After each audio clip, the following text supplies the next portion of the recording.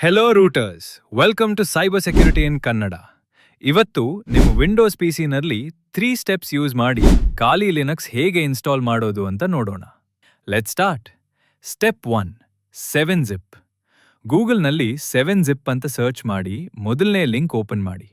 ಇಲ್ಲಿ 64-ಬಿಟ್ Windows version download ಮಾಡಿ install ಮಾಡಿ.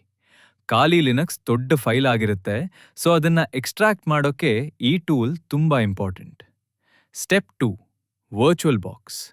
virtualbox.org ನಲ್ಲಿ ವಿಂಡೋಸ್ ಹೋಸ್ಟ್ಸ್ ಸೆಲೆಕ್ಟ್ ಮಾಡಿ ಡೌನ್ಲೋಡ್ ಮಾಡಿ. ಡೌನ್ಲೋಡ್ ಆದ್ಮೇಲೆ ಸೆಟಪ್ ಫೈಲ್ ಓಪನ್ ಮಾಡಿ ನೆಕ್ಸ್ಟ್ ಕೊಟ್ಟು ಇನ್ಸ್ಟಾಲೇಷನ್ ಮುಗಿಸಿ.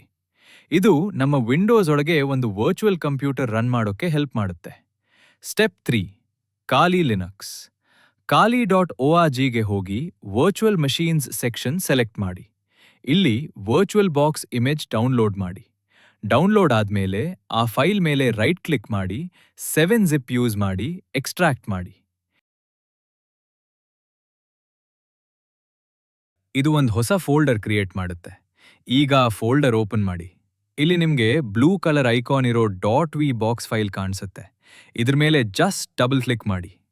ನೋಡಿ, ಈಗ ವರ್ಚುವಲ್ ಬಾಕ್ಸ್ ಆಟೋಮ್ಯಾಟಿಕ್ ಆಗಿ ಓಪನ್ ಆಗಿ ನಿಮ್ ಖಾಲಿ ಮಷೀನ್ ಲಿಸ್ಟಲ್ಲಿ ಬಂದ್ಬಿಡ್ತು. ಇದು ತುಂಬಾ easy method. Final step, boot and login. ಈಗ ಗ್ರೀನ್ ಸ್ಟಾರ್ಟ್ ಬಟನ್ ಕ್ಲಿಕ್ ಮಾಡಿ. ಲಾಗಿನ್ ಸ್ಕ್ರೀನ್ ಬಂದಾಗ ಯೂಸರ್ ನೇಮ್ ಖಾಲಿ, ಪಾಸ್ವರ್ಡ್ ಖಾಲಿ, enter ಹೊಡ್ರಿ.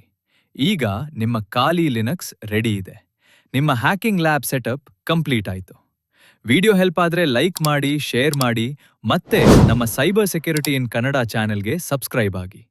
See you in the next video. Stay rooted.